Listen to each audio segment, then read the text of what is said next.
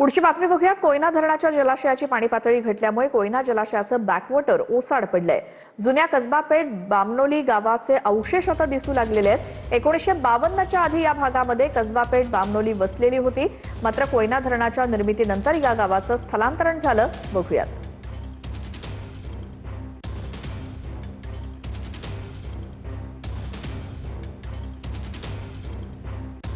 धरणामध्ये जवळपास 15 TMCहून कमी पाणीसाठा शिल्लक राहिल्यामुळे या कोयना जलाशयाचं बॅकवॉटर जे आहे ते पूर्णपणे ओसाड पडलेलं चित्र आता सध्या पाहायला मिळत आहे। सध्या मी बामनोली परिसरात आहे आणि या ठिकाणी जर पाहिलं तर पूर्णपणे हा कोयना जलाशयाचा बॅकवॉटरचा भाग पाण्या वाचून पूर्णपणे ओसाड पडलेला पाहायला मिळत आहे।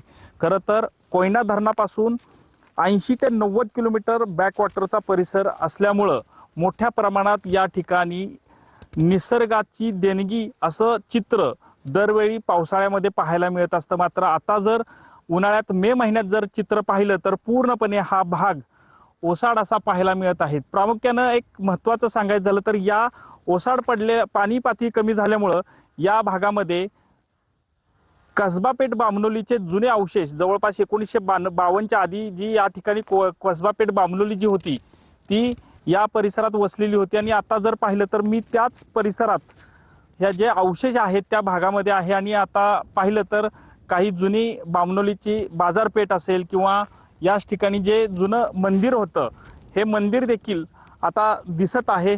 पूर्णपणे हा भाग जो होता तो 1952 साली या ठिकाणी धरण बांधण्याच्या आधी हा या भागामध्ये लोकवस्ती होती।